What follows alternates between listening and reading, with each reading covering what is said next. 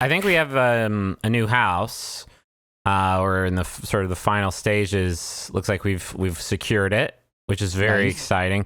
But it means I'm gonna have to start my gamer den over again, and I put so much work into making my gamer den in my current house just perfect. Let me ask you: did you make sure that the Naboo Starfighter fits in the new place?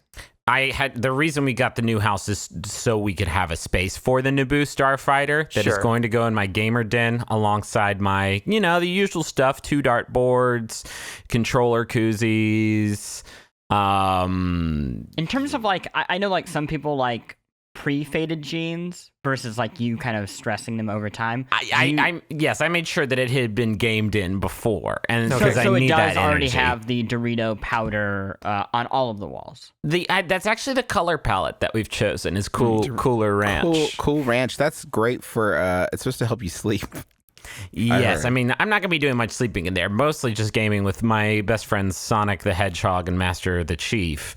And so I'm going to get in there and, I've got all my Rock Band 1 through 3 and Beatles Rock Band peripherals. Those are going to be all over the place. And I mentioned the control. Rock Band, I assume. Van Halen Rock Band is forbidden in this household. And I mentioned the controller koozies. Yeah, you got the controller koozies The there. floor's made out of batteries. There's just 2 inches of sort of standing batteries because you can never like make a melange. Yeah, what types? For my controllers and Game Boys. So not D batteries. I mean, there's bats of all sorts. That I play with the Xbox Pro controller, and those take D cells because it's about the size of my current small bad house. Yeah, you carry it like a boombox. I carry it like a boombox, and it's very helpful for listening to Master the Chief's great dialogue in all of his Halo adventures. Now, do you still have, I don't know if you kept the one I got you for Christmas, but did you keep the 8-foot-tall Crash Bandicoot with working lips that you're able to kiss sort of whenever you want? Yes, and what's great is I keep him right next to the gamer jelly, and so I can smear that on there whenever I need to moisten Crash. Okay.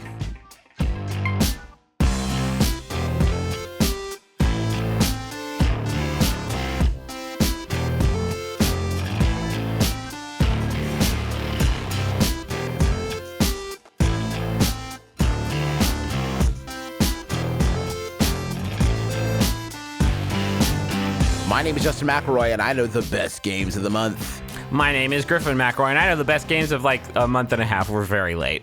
My name is Chris Plante, and I've played games. My name is Russ Frushing, and I know the best games of the week. Hello, and welcome to Besties, where we talk about the latest and greatest in pop culture, sports news, Xbox One X releases, Jeff Keighley nomenclature, fashion, news of the day, politics, gaming, fast food trends, new pizzas that are popular. But today we're going to be focusing mainly on gaming. You already said gaming. You said gaming. But we're going to be focusing mainly on drilling down on gaming. We're focusing on gaming. And I think it's worth talking about because there's been a lot of changes recently, and where once there was only Pac-Man, now there seems to be much more. Mm-hmm. Miss Pac-Man. For starters. Yeah. This is a very late episode, and I kind of thought maybe we just skip November and just do the Game of the Year special, but I think there's probably enough to talk about. This is probably going to be a shortish one. Yeah, it's going to be short. I would also say it seems profoundly lazy of us to not even be able to do the once a month schedule that we've set out for ourselves. It's just weird, right? Because November is historically and obviously usually the gangbusters. It's the bonkers release month. Yeah. And now the release schedule is so much more spread out. Well, that's not entire. I mean, there were huge games that came out in November. Traditional, like Call of Duty came out in November. The Star Wars Battlefront, a lot of games came out in November. They just weren't. It wasn't a great month. Games. Yeah. We're also going to be talking about the games that we've played so far in December because we're not going to have another chance to talk about those before the GOTY episode. Mm-hmm. Should we do honorable mentions? Because I actually have a couple. Yeah. Are we talking about Pocket Camp? Is somebody bringing Pocket Camp? Okay. I mean, I don't know if anyone's bringing it as their pick. I don't even know what my pick is, to be honest. I don't know what our picks are. I did not love Pocket Camp. I will be honest. Yeah, I'm over it. I played it for 2 days when it was out in Australia, and it's just like it just doesn't have the soul of of the game that I want. Yeah. The thing that bothers me, and it's very simple, is that the things that get me jazzed about Animal Crossing are not making friends. I don't care. I have some friends sometimes. The things that I like are crafting my town, crafting my house, doing all sorts, like collecting shit.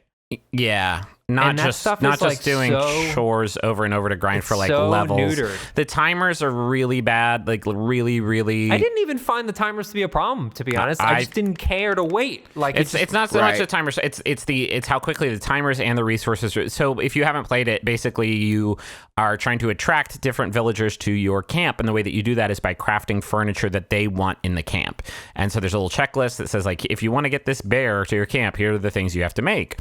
And really quickly, the amount of time required to craft something escalates from, it starts at like 3 minutes, and then it's like 1 hour, and then it's like 9 hours, which is like, okay, that just means I have no idea why companies do this. I mean, I do, because then there's a way to pay to make it go faster. But for me, and I imagine a majority of the folks who play it, I just say like, well, I guess I'm not playing this game again today. But also Animal Crossing had that. It had wait a day until you got the furniture. So sure, but what it did not have is the resources required to craft this stuff also escalates like to a preposterous degree, where it starts like, oh, it takes 6 wood to make this chair, to like now it takes 120 wood and 60 cloth and 10 preserves or whatever to make this cabinet. And that when you do like a chore, right, when you go and you catch a fish and you give the fish to somebody, they might give you 1 or 2 pieces of wood. So you're telling me I have to do this 60 times just to meet the wood requirement for making this cabinet? Like no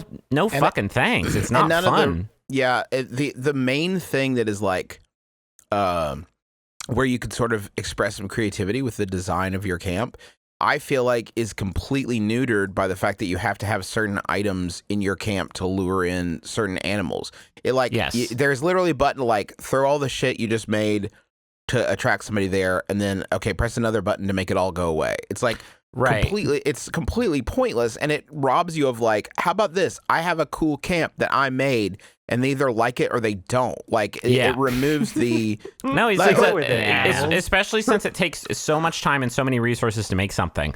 I didn't even start making things that I wanted to have in my camp. I had to save that time, and I had to save those resources to like do the one sort of progression hook for the game. It's a huge disappointment.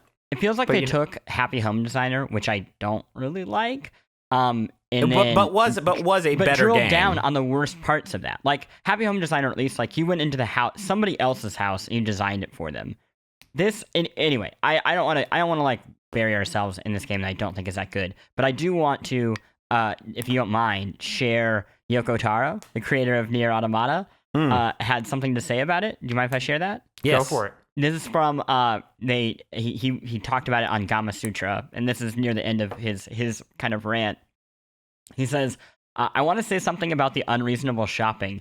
You need to predict what those monsters want, like an Esper, an Esper being a human who possesses ESP, and give those things to them to get your big reward.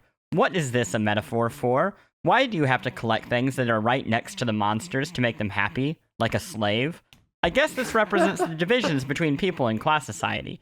I haven't put any furniture or anything in my camp except a kerosene tank.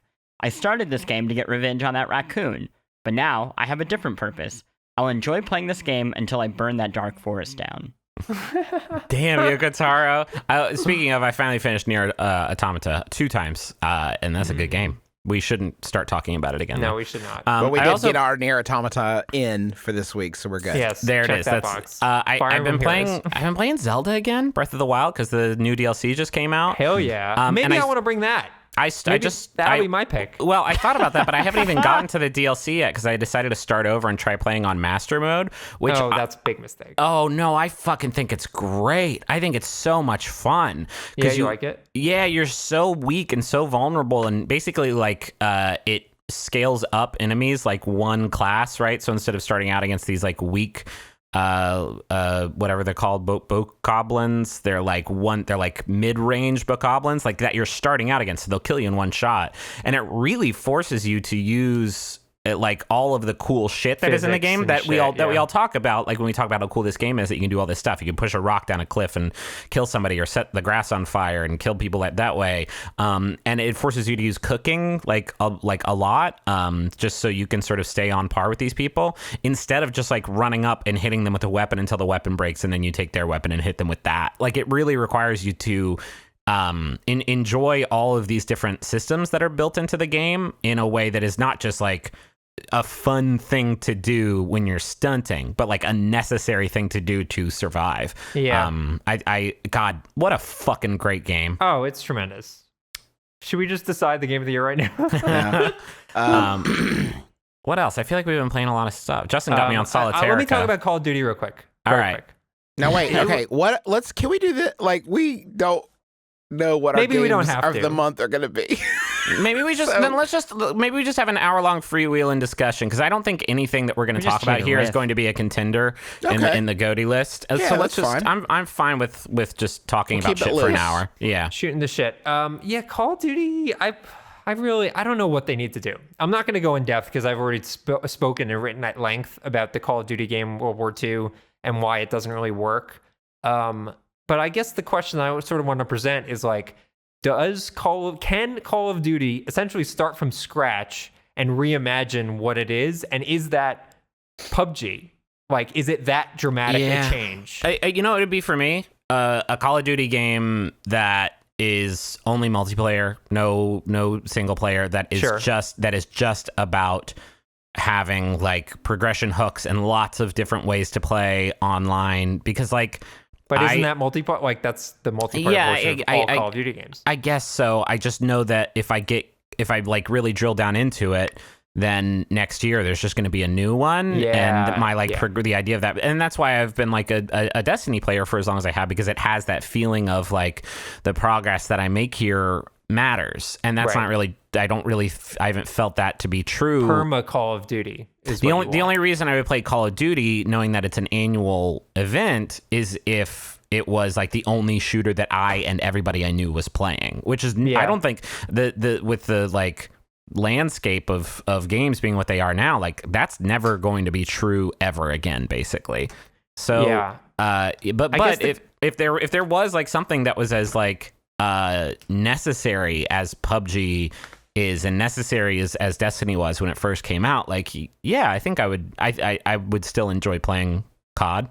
I think what they would need to do is to do what you're talking about, is essentially making like a Counter-Strike Go equivalent, or PUBG, that sticks around forever, right? And people have value, but it would have to have some pretty intense free-to-play like monetization hooks for them to make up the money that they would effectively lose by not having this hardcore fan base buying the game every single year. Yeah, it would never happen. I have a crackpot I don't think theory. never. I think there's an easy way to do it. I think the thing is that when they started making multiplayer, single player was still bread and butter of the games, right? You make 2 games. You don't want to upset an old fan base, which is single player shooter or people. three games with the zombie mode.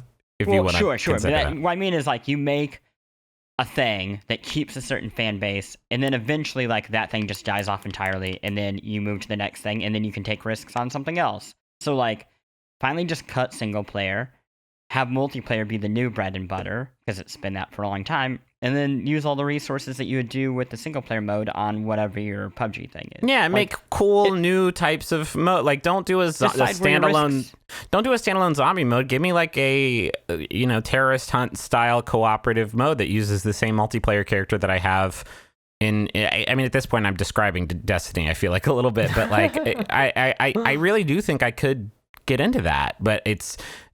When it's just like, when the narrative is like, oh, it's another Call of Duty game. I've played so many of those and spent so much time playing those that I'm not interested in it anymore. Yeah. Should we go ahead and, as long as we're talking about this, should we do Star Wars Battlefront 2? Did anybody actually like play that? Yeah, I played it a little bit. No multiplayer. Just a single player. I hear that the multiplayer is quite large, quite a large sort of part of the piece of the puzzle, though. Yeah, I'm sure. I just don't I mean, I wanted to play the single player to see if it's because they did a campaign. That's the new thing. So I want to see the new campaign they did. It's Justin, how do you feel about stealth missions? Oh my god! And starting the game with that. It's so whack. I mean, it's bold choice, guys. It's so like unbelievably boring. Like, and like the things that you're doing are like so unenjoyable. Like I made it to, I guess it's like the third mission, I guess, and you're on indoor and you end up in these, like, you're kind of going from like large skirmish to large skirmish, and you're very vulnerable to enemy attack. So like, and the checkpoints are way farther apart than they probably should be. So there's like, you have to be fairly precise with how you take on an encounter to get through it without getting shot all to hell. And so like there was one specific section where like I got the drop on some enemies. There were like 8 enemies down at the bottom of a hill, and I like kind of got the drop on them, snipe a couple of them, you know, throw a grenade or whatever, and then have my little robot taser one of the fools, just like, and I figured out how to do it. But the checkpoint was before that. And then right after that was this huge battle where tons of people were shooting at me simultaneously. That was really challenging. And so I ended up having to do this one skirmish that I figured out how to do over and over and over again. And it's like, it just feels bad. Like the sniping feels bad, and shooting people feels bad because when you expose yourself, you're really easy to kill. I just found it so just boring. Yeah. I don't know. It is really hard to discuss what works and doesn't work in a first-person shooter, especially when you have as little sort of engagement with this particular game as I have at this point. But I can tell you that like every time I restarted was like, okay, fine, yes, fine. Like there was no joy, no fun, like not enjoying it. Also, tangentially, I will go to my grave insisting that if you are put into a world where there are somewhere people are using lightsabers and superpowers, and you know that's happening in the universe around you somewhere, and you're like, let me shoot him with a pistol. It's like, I just hate it intrinsically. Like, it's never going to be fun to me. Please, I know people have... No, you cannot convince me that it is fun to me when I know other people have laser swords and are flying around shooting lightning out of their hands. On the inverse, my only argument against that is the Old Republic, the BioWare MMO. Actually, like the other classes, the non-Jedi classes were like super fucking fun. Because you also, because then, yes, in terms of like action and combat and shit, like obviously it's ideal to have a lightsaber and stuff, but like living out the life of a interstellar smuggler, I think, is way more rad than like, and now we study the books to learn what good is. No, and it's like, banging allowed. No banging. Meanwhile, Smugglers is like, I got a bang ability that I unlocked at level 2. Yeah, we played a little bit of multiplayer, me and Russ and Plante, and I don't really love the sort of big team battle multiplayer genre in general, so I don't feel equipped really to talk about it. But I will say we played a couple matches of the dogfighting mode that was fucking legit. I had a lot of fun with that. Yeah, that's neat. I think the on the ground stuff doesn't work because the big team battles, I think, only work in the sense of like Battlefield, where the map is so freaking huge that you have these mini skirmishes all around the map, rather than having like, oh, there's 12 guys and they just kill me instantly. And it seemed like the maps, I don't know, maybe the maps are a little too small to support it, but I was just like running into just a sea of enemies and getting killed instantly every single time. That's assuming that there's no lag. It's indicative of like there's a way of playing these games where it requires group mastery and communication that is not super present in like pickup games like we were playing. Right. Let's talk about a good one. This is one I was thinking about bringing before we decided to do this strange new structure where imagine this, just 4 guys sitting around talking about video games. It's a bold new podcasting. Yeah. I want to talk about the new Hearthstone expansion, Kobolds and Catacombs, which I've been having a lot of fun with, despite the fact that I haven't actually played that much of the like a standard competitive mode with all of the 135 new cards that are in the game, because it is like it is not there's two types of Hearthstone expansions, right? Like the big single player expansions where you play through a series of boss fights, unlocking cards as you go, and then by the time you finish it, you basically have everything that's new in the expansion. And then just like standard pack expansions where there's just a fuck ton of new cards, and you buy packs or unlock them in other ways, and then you get new cards. And Kobolds and Catacombs actually fall somewhere in the middle because there's 135 new cards that you get through packs, and I've gotten a bunch of them, and there's some cool stuff. There's a new keyword called recruit, which basically when you play a recruit card, it instantly summons a certain type of minion from your deck and puts it out on the battlefield, which opens up a lot of new sort of strategies. There's new legendary weapons for every class, which is kind of interesting because a lot of classes don't have weapon cards. Like it's just not a focus. So like mages have a staff that lets them draw cards at the end of their turn. And there's some new legendaries and some new mechanics that are cool. But I wanted to talk about Dungeon Run, which is the new single player mode that comes in this expansion, where you go up against 8 bosses in a row. You start out with a standard deck from one of the game's 9 classes that starts out with just 10 cards in it, I think. And you start out with 15 health. And then every time you beat a boss, your health maximum increases by 5. And you draw 3 new cards from 3 different themes. So if you're playing a mage, right, and you beat the first boss, your 3 like themes might be arcane, where you draw like arcane spells, or card draw, where you draw like cards that let you draw other cards, or frost, which gives you abilities to put ice armor on yourself.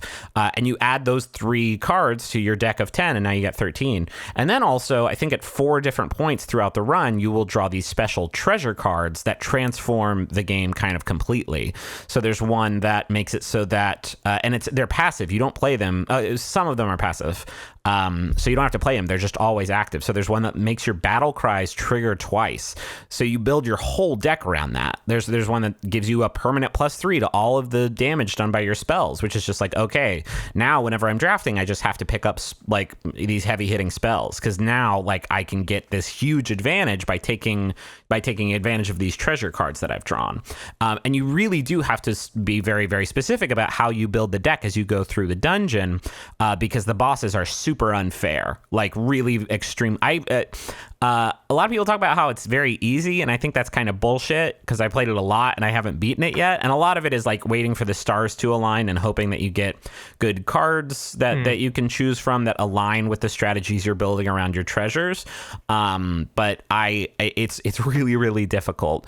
I think it's probably falls in line with like a game like FTL where you basically know a strategy that works and you're looking for specific cards and specific things that will assist you in having known what the boss is going to be like, then you could kind of build to that. But it's so fun, and it's like a new way to play Hearthstone, because there's nothing about match to match. It doesn't feel like a traditional game of Hearthstone because you have built your deck around these weird strategies that just don't apply to the regular game. Like in the regular game, you don't get a passive boost that makes all of your minions have permanent stealth. That just can't happen in a regular game, but it does happen here. And so it turns it into, you're not just playing Hearthstone and trying to keep the usual stuff of, keeping tempo and card advantage and all the regular TCG shit. You are also trying to figure out a way to like exploit with maximum efficiency these like super powerful bonuses, and just trying to stay alive from boss to boss. I think it's fucking brilliant. There's not fun. There's not even like great rewards for doing it either. Like if you finish the dungeon on all 8 classes, you get a card back. I think that's it. There's certain you get quests when you start playing the expansion that will give you a few free packs, but like that's about the extent of it. I've just been playing it, and this is like rare for me for Hearthstone. I'm not playing it to like get something. I'm not playing it to complete a quest or get cards or move up my rank or anything like that. I'm just playing it a lot because it's fucking fun. The journey it's really is fun. Your reward, the journey, Griffin. The quest is your reward. Man, it had been forever since I played Hearthstone. I logged on to check this out, and I got my badge for the May 2016 season of Hearthstone. Oh no, yeah. Jesus! But it does an interesting thing when you when you start back up again. Yeah, it actually says like, hey, it's been a while. I got like 3 real basic matches for you, and if you finish them, then you get like 3 packs of cards. And it's it's like you could skip it if you want to, but then you don't get the free pack. So they're really kind of forcing you to like, let's just like ease back into it. Let's see what's going on here again. And it was like, man, I forgot. Hearthstone's very fun. It's an extremely good. It's maybe one of the best games ever. It is very fucking good. Video game. Like I really missed playing it, and like I got absolutely housed in the new mode. I mean, I got flattened. I got through the first thing, and then the second boss was like a dragon that was like brutal, just like dropping dragon after dragon on me that like all work together. There's a like super duper dragon that brings all the dragons you have in your hand out into play at the same time. So I had like 7 dragons, and then I ran out of cards, which is a real concern in this mode.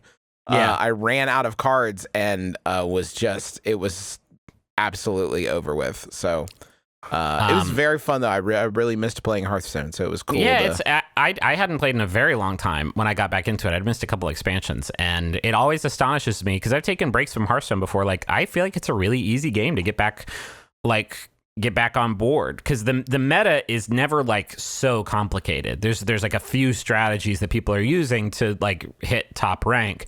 And it's not too hard to like look at those decks and have like a pretty clear understanding of how people are playing this game right now. Yeah. I also played Xenoblade Chronicles 2 on the Switch. Fell asleep. I really don't care. I'm a British boy underwater. I'm on a ship, and then he's like, oh no, there's a crystal sword lady, and then I fell asleep. It's not really my kind of game. It's just it's so like, I really hate the combat, and I didn't love the combat in Xenoblade Chronicles 1, which I also never finished. It's just like MMO. It's like generic feels kind of MMO generic combat. MMO. You're just standing there watching your attacks hit, and you hit the special abilities to charge your meter, and then it's so like, the combat seems very simplistic because you're just standing there and activating your abilities when they're charged up, but at the same time it also seems fucking super complicated because there's like a shit ton of different like statuses and like effects that you're trying to apply to enemies to like boost your stuff that is just not explained very well at all. There is a game that somebody liked this month, and actually I liked it too quite a bit. So I don't want it to be fully a negative month. No, it was a weird month. I just think we should talk about everything we played, because I did play a lot of stuff. Oh, I finished Nioh, which came out on PC. That's a fucking good one. I think I brought that like when it first came out on consoles. Half of Nioh? No, Nioh, the sort of Dark Souls-esque Ninja Gaiden game. Gaiden game. Yeah, it's fucking fun, man. I never finished it on the console version, but on PC it looks so pretty and it's so fun. I've been like dying for another Souls game. I didn't think I would be this ready for one this soon, but that's coming. That's first one first year without a Souls game in a grip, right? Yeah, I guess so. I mean, we got that Video Game Awards tease, which I'm hoping is for BB2, but I guess we'll see. Chris Plante, I want to hear about the game that you liked, that I like as well. I like Getting Over It. Getting Over It might be... I'm actually going to kind of talk about 2 games because they're both by the same person in some weird capacity. But Bennett Foddy is a friend, I should also say up front, but I also think a fantastic game designer. He designed QWOP, the game where you try to run with Q, W, O, and P on your keyboard, assigned to, what is it, your thighs and your calves. Yeah, you would recognize it. I feel like everyone on the planet has played this game at this point. Yeah, I mean, it appeared in The Office. It was like one of those weird browser indie games that like really popped. It also made Super Pole Riders, which is, in my opinion, his fucking masterpiece. Also really good. I mean, he has just an incredible ability to like make things feel right. They feels like tangible in a really hard to pin down way with words that just is there and when you play the game. And his new game is, I think, truly the masterpiece of game feel, whatever kind of like intangible thing he's been trying to create all this time. It's called Getting Over It. it is inspired by an old browser game in which you try to climb a cliff, essentially, using in getting over it using a sledgehammer. You are a naked, bald man. You're essentially who's the man who made The Witness? You're Jonathan Blow. You look like Jonathan Blow, nude. Is Jonathan Blow that ripped? In a bot? Are you kidding? Pretty ripped in the game. I don't know. Dude, he's yoked. Don't he's mess jacked. with Jay Blow. Yeah, and What'd you're you say about stewing- Braid? Punch, punch, punch, punch. Dead.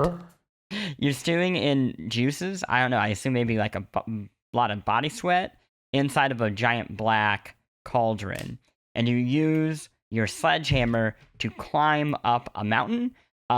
And it is very, very, very, very difficult to do that. And the game punishes you for even trying. The way the mountain is shaped is so that as you take risks to climb up the mountain using this precarious control scheme, you might accidentally throw yourself back so that you just lost like minutes, if not hours of progress. Towards the end of the game, you can fall in a way that essentially resets your work. And while all this is happening, there is gentle music, and there is Bennett himself coming over the game on VO, giving you notes about failure and what inspired the game and why he designed it. It's very Stanley's Parable beginner's guide. Is that the name of the other game?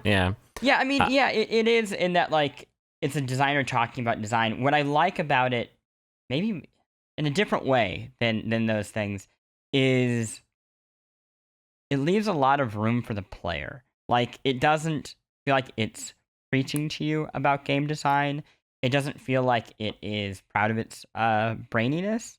It just feels like somebody having a conversation with you.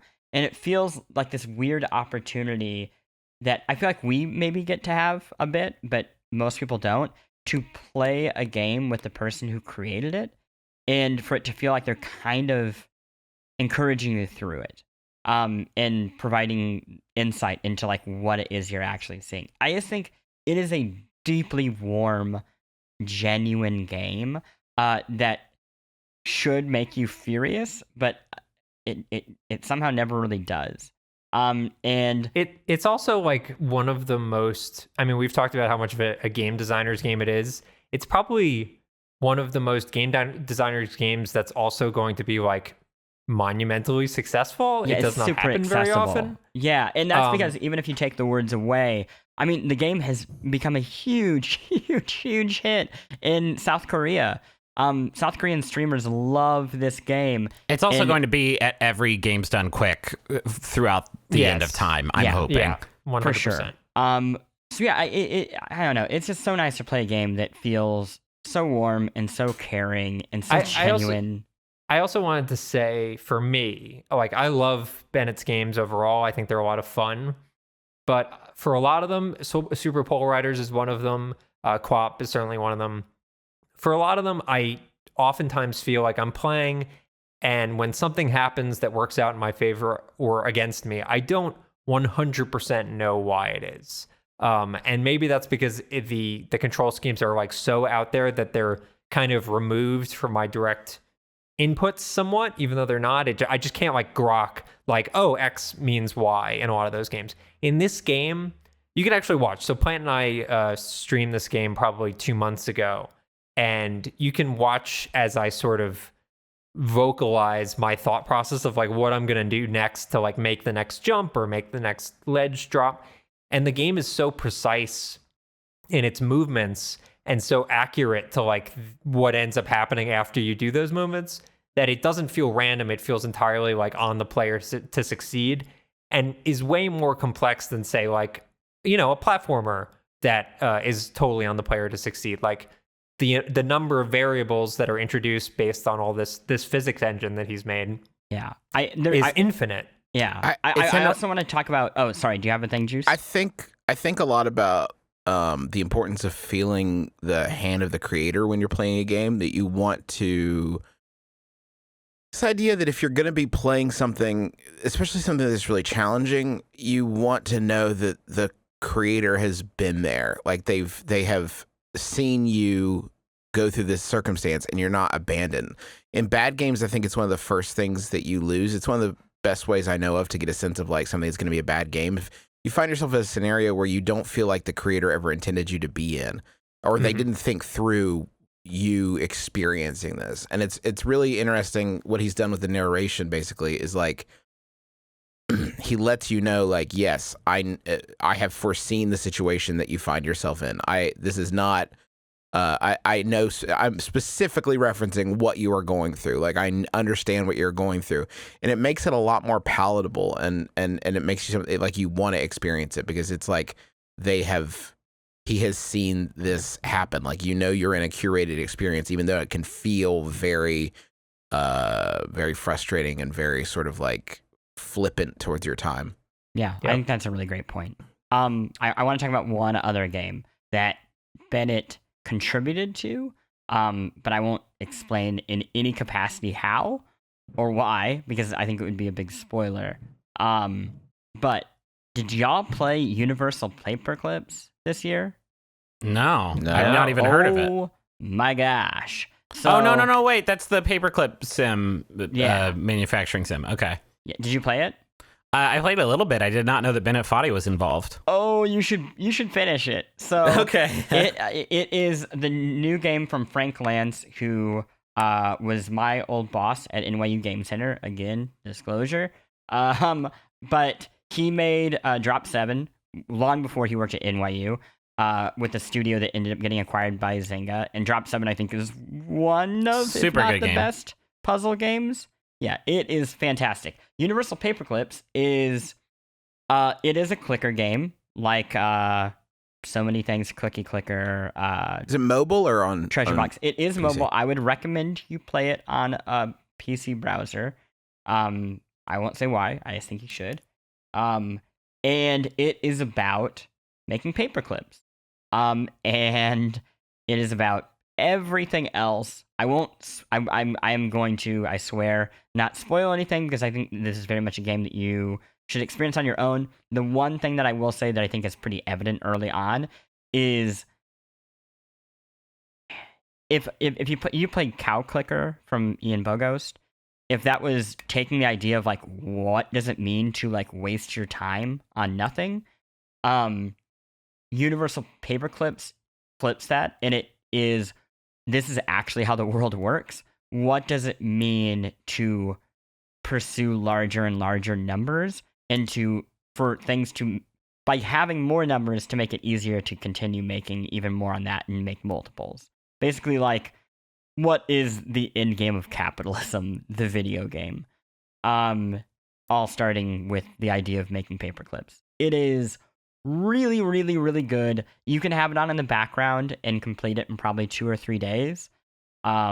But wow, do I recommend it, because it is just full of surprises, and kind of like Getting Over It, even though they're very different games. It is a game that I would strongly encourage you not to look for tips on. It regularly feels impossible, but with 5 minutes of just like taking a breather, you can figure out what you want to do next. Versus, I think, a lot of clicker games, which get to this point. I love Candy Box, but Candy Box has these points where it like gets into all these other weird combat mechanisms and everything, and suddenly it becomes like almost a war of attrition with the game, where you're letting it run for weeks. This does not know that. This knows it. Clearly, Frank knows like how long people will actually play these games, and paces itself within that timeline. Yeah, it's fantastic. I want to talk about Curse of Osiris, the Destiny 2 DLC, but like I was out of town all weekend, and so I didn't get a chance to play the raid layers. And then today there's an update that comes out that adds masterwork weapons and sort of some changes to the economy. And so I don't want to. We did a stream of it, and I feel like I was too quick to judge, despite the fact that I hadn't really seen everything that the DLC had to offer. But I feel like I can pretty confidently say that the campaign in Curse of Osiris is pretty disappointing, and the new area in the game is not so great. And as somebody who was like looking for a reason to get back into Destiny 2, which I was very, very into until I like finished the shit out of it, it's a disappointment in that sense because I do not feel that fire to necessarily get back in the swing of things. Yeah, for what it's worth, I haven't done the raid layer either. But for what it's worth, I have heard that the raid layer is quite good, and different from the normal raid, which is kind of neat. Yeah, I'm excited to yeah. I'm sure I will hop back in at least probably sometime this week to check that out. Yeah. But I don't know. In Destiny 1, there was good DLC and there was bad DLC. And the good DLC was something like The Dark Below, which was huge and transformative. No, not Dark Below. God, I get it confused. Dark Below was the bad one. Taken King, which was huge and transformative and added all these new sort of exciting elements and new ways to play and fixed a lot of the things that were wrong with the base game that people have been complaining about for months and months and months.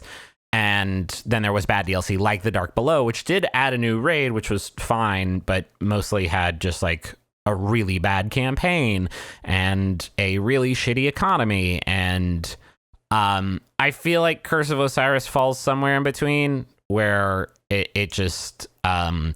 if the first few hours are supposed to be like a proof of concept teaser for what the rest of the DLC has to offer in the long run, like it's just not very good.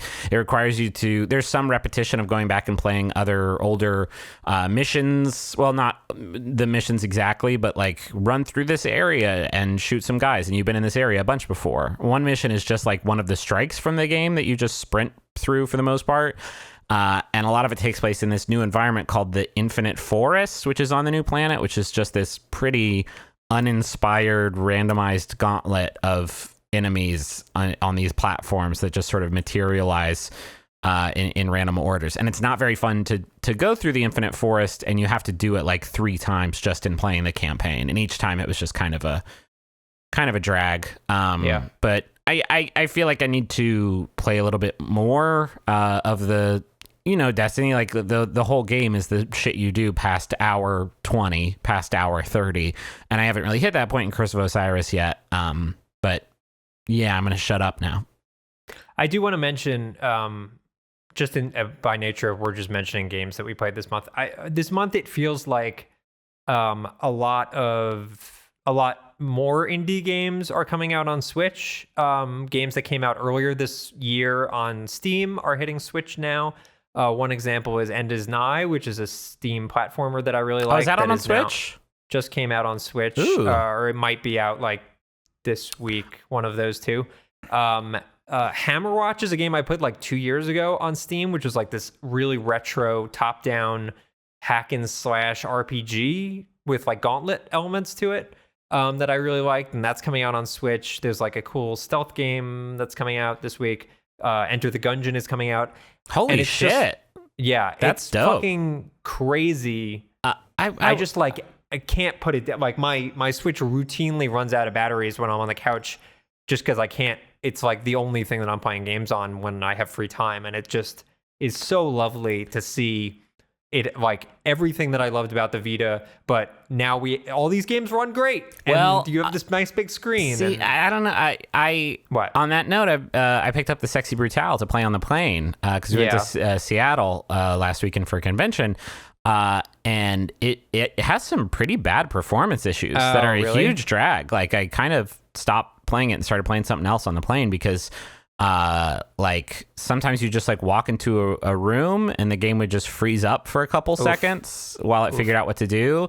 And then if you walked into a room where there was another person in it, which in Sexy Brutale you're not supposed to do, it is sort of this stealth kind of Groundhog Day-esque game where you're trying to affect we've events. Talked about it on the show. Actually. Yeah, it like the frame rate kind of goes to shit, which is disappointing. Yeah, I guess there are examples now that I think about it of certainly through the year we've seen, especially like 3D ports of indie games struggle in some situations, and that's a bummer.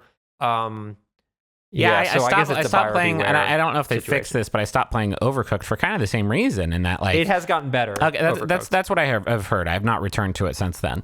Yeah. But yeah, I was a little bit disappointed in that. But yes, for the most part, it's just fucking great. I looked at my library on Switch while I was trying to find something else to play while I was on the plane. There's like fucking 30 games in there, which is a lot. Like for a launch year, it's Yeah. crazy. It's especially for a Nintendo launch it's year. buck wild. Yeah. It's crazy and awesome. I mentioned Solitairica earlier, and that's an older game. But Justin, thank you for that recommendation. That's a good one. I started playing it again, and I sunk dozens upon dozens of hours. I think it into came this game when out. it launched. I think it came out last year on PC. I don't know when it made its mobile release, and I know that they also added the new decks to the game. Do you want to talk about it? Did we Reminds ever me talk of about Solitairica? I don't think we think so. did. Okay, so on this show. it's a solitaire based mechanic, which I think is like delicious no matter how you slice it. Flip Flop Solitaire by Zach Gage this year was another excellent pocket card jockey. It's a good one. All good. Solitairica, you have an enemy in front of you that has a deck of cards laid out. Like their pile is already laid out. You see, it's like 6 or 5 or 6 or however many columns of cards that you start with, and you have one card in front of you that you can play on their deck to remove one of their cards, and it's solitaire rules, so it has to be one above or one below to play on it and remove the card, and then that becomes your card, obviously in sequence of solitaire. But the interesting thing about Solitairica is when you clear an enemy card, it has an energy tied to it, either I think wisdom, strength, agility, or defense. Defense, yeah. And you collect that energy when you get rid of an enemy card, and then you use that energy to cast spells. And kind of Puzzle Quest style, where you're storing up energy by collecting the gems that you use to cast spells. Right. So there are also gold coins that instead of energy on some cards, and you use those in between matches to buy new spells and buy new items. But that is the basic thing. It's a dungeon crawler, sort of more boss battles, I guess, because it's like just you against the opponent. But every enemy has like wildly different skill sets and wildly different ways of varying their cards. So there's like maybe they can turn cards into metal so that it takes 2 plays to get rid of them, or some of them have really annoying like consolidation spells. So they'll, instead of having 5 rows of cards that are or 5 columns of cards that are much easier to play on, they'll consolidate it down to 4 columns, so you have fewer options for removing them. Or they'll some are like sticky, so they'll it takes more. It'll lock one of your skills until you remove that card, or all manner of things. And then you have different decks that focus more on different energies. So there's a paladin that I think is like strength and defense maybe. And all your spells are sort of centered on those skills. So you have to really rethink your strategy with every new deck. And once you make it to the end of it's like an 18 battle thing, and then you take on the final boss. And when you make it to that, you unlock a lot of these stones, and you actually get the stones after they're called wild stones, I think. You get them after I have no idea what's going on, Justin. I got to be honest. Wild stones are like you. No, the whole thing. I've lost the thread. It's solitaire. It's solitaire, and then you have skills to help you when you don't have moves to make. It's just hard to grok when you're just listening to the description. Sure, I'm sure it's a lot easier to follow. Imagine playing solitaire, but when you get a spade, instead of getting nothing, you get magic that lets you cast spells. Poker. What was that game called? The poker RPG that came out like 10 years ago on iPhone. Dang. Sword and Poker. Remember. Yeah. You ever play Sword and Poker? Yeah, maybe similar to that. But then Totally the awesome. wild stones are just because it's it's the you die and that's the end of your run kind of thing. These are stones that you can use to upgrade your deck. So you get a special bonus whenever you draw an ace or a king or something like that. And you can. How long does it take start to finish? Like if you're playing, it's hard to say because nice you could have a really good run and finish it in 40 minutes or so, but you probably won't. 30-40 minutes usually to get to the end. I think each sort of like battle is usually around 2 minutes. So, and it which is perfect length for mobile. It feels really good. But they have new decks that are even harder to beat it with, because they're focused on single energy abilities. But everyone feels like really different and fun to play with. And it's a fantastic, fantastic mobile game. Yeah. Battleship Brigade. Battleship Brigade. Battleship Brigade. Yeah. I enjoy Battle Chef Brigade, but I have stopped playing it. It is another sort of puzzle fusion genre where it is a puzzle game mixed with this sort of 2D combo based action game where you go out into these different environments and collect ingredients either through like harvesting a plant that you find out there or killing an enemy. And then you take it back into the kitchen, and then the ingredient that you have is transformed into a set of different colored stones that you then have to match, sort of match 3 style in a grid that is represented by your cooking instrument, so a big pot or something like that.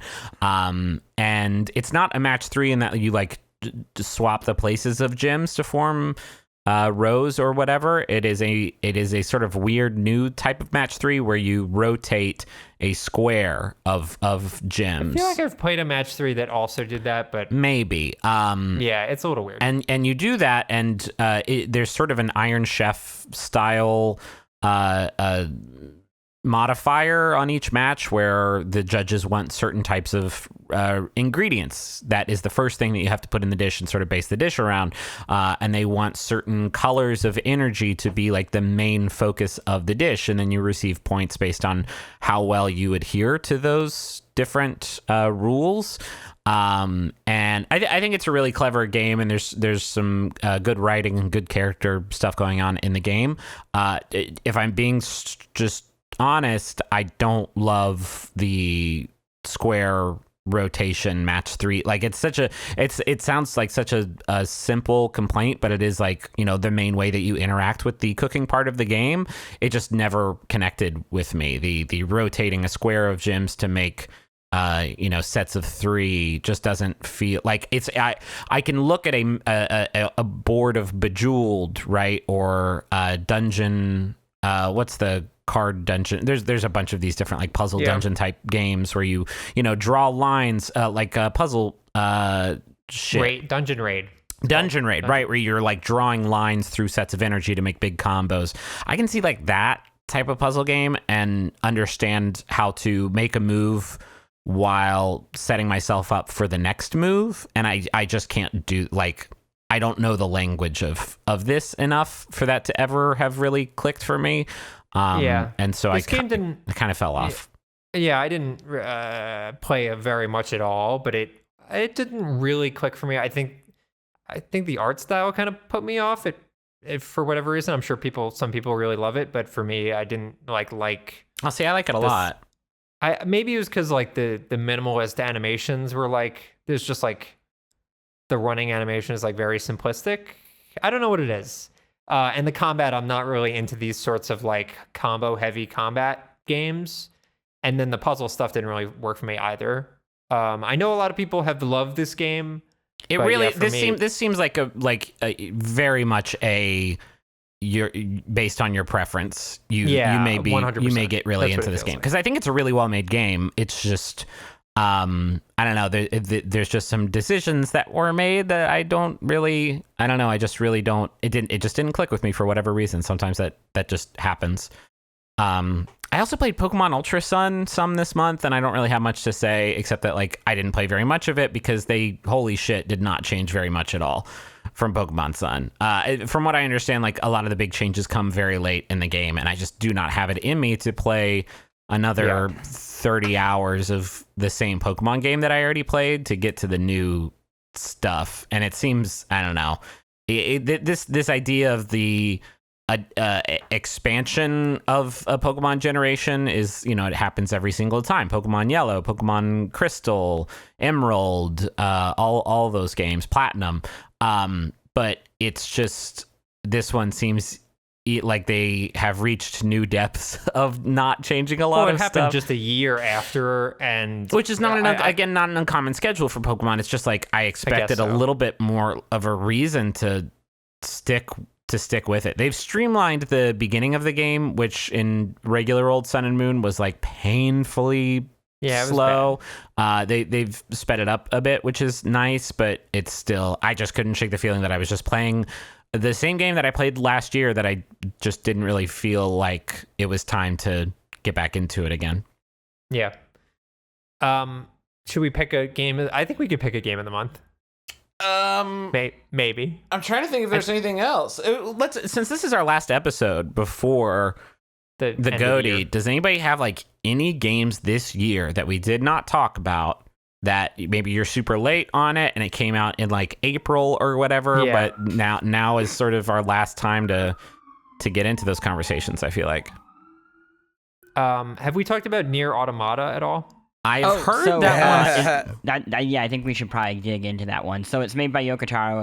It's a Japanese video game, a role-playing action. I just played Endless Space 2, which I am not like a 4X guy at all, but it's a really good strategy game. It's all about like expanding your space empire by collecting these different resources and sending settlers to new planets and then specializing those planets to generate the resources that you need to go for one of the like 6 specific victory conditions. And I've never been into those games, but what Endless Space 2 does is it has a ongoing sort of narrative quest in each game. That's all about how your empire is developing, and so it changes based on that. So you're playing as the United Empire, which is like the human civilization that's all about rapid expansion and all about engineering marvels and stuff like that. But the whole time there's like palace intrigue going on of insurrectionists showing up or strange technology appearing on one of your worlds, and then you have to make decisions with about what to do with those things when they happen, and then it sort of changes the rest of the quest line. And there's also like constant, like as you're exploring the galaxy, there are these constant events that keep popping up that have a lot of like dope flavor. Like, oh, you've found a herd of new animals on this planet. Do you want to use them as mounts for your new colonists on this planet, or do you want to eat them? I enjoyed it a lot. I have one thing that I guess is for this month. I honestly thought it wasn't coming out till next year, but I played it for IGF. Did anybody play Shadowhand? Oh no. Wait, did I? Maybe you might have played it for IGF. That wasn't that weird student game, was it? No, it's a card game, and it's like Solitaire meets Magic the Gathering. But okay, now hold on. How many Solitaire-based card RPGs are we going to be talking about? I know. Solitaire meets Magic the Gathering based. I know, and it has like more RPG elements. I know. This sounds like very, very familiar. It's also really, really, really well made. It has this great like swashbuckling art style that is so charming. It like feels like finding a adventure classic book, like when you're at your like student library back when you were a kid, and you'd be like, oh, Treasure Island, and it has all that kind of art inside that is egging you, an elementary school student, along through the book. I don't know, it kind of has that look. And it is super fun. I don't want to go deep into it because we've obviously talked about very similar things, but I think what platform is it on? It is on PC. Cool. Anything else? When does that new FTL game come out, Russ, that you did a video on? That's next year. It's called Into the Breach. It's fantastic, it looks fucking but it great. Is a next year game. Okay. Yeah, it's so effing good. Then we've done it. We've talked about every video game of 2017. Congratulations! Congratulations! Wow. Yeah, we've really done it. I guess we can do Getting Over It for our game this month, That would right? be my vote. I think Getting Over It is excellent. Yeah. Is it out on iPhone yet or no? It is. It's out on iOS right now. Okay, and PC obviously. So that's it, right? The polls are closed, and now next episode are gonna talk about a bunch of bullshit before we decide that Breath of the Wild is the best game of the year. And so that'll be a really fun episode to listen to. Yeah, we're gonna compare totally disparate games from one another and determine which is the better disparate game. Do we have the brackets set up? How are we? No, I haven't. I'll draw up the brackets, but essentially I'll try to make it fair, where we have an interesting Final Four, and it's not just Zelda stomping on everything. Yeah, sure. Cool. Well, but it has been, even though this last month was kind of toast, it has been an insanely good year for video games. Just there's been a lot of really, really good shit this year. And looking over the Polygon top 10 list was just like a reminder of how many good ass games there were. Let alone the top more than that, 50. How many? I think Allegra wrote an article about how there hasn't been a year this good since 2007, which is actually like a theory that I've been thinking about for a while. And that 2007 was a dope year, right? You had BioShock and Orange Box and I think Left 4 Dead, maybe. There were like a ton of great games that year. Yeah. And then there hadn't been a year that good for video games since 1997. So it's just years that end in 7 are just good ass video game years. I'm really looking forward to 2027 and seeing what sort of new surprises Nintendo 2 has for us next time. Check this out. 1987, Double Dragon, Punch-Out, Contra, Maniac Mansion, Zelda 2, Final Fantasy. Well, Zelda 2. R-Type, Wizards and Warriors. Castlevania 2. 1997. Shadowgate, Afterburner. 97 had GoldenEye, Final Fantasy 7, Symphony of the Night. Wow. Yeah, like, it's these 7 years, y'all. Crazy. Weird. All right, let's wrap it up, Juice. All right. Thank you, everyone, for listening to the Besties. Congratulations to getting over it. Next year, or next time, it'll probably be next year. Yeah, we're like recording this like next, like in an hour, right? The wrap up episode. I don't know. It'll be soon. It'll be soon. It'll be soon. All right. So thank you for listening, and be sure to join us again next time for the Besties, because shouldn't the world's best friends pick the world's best games?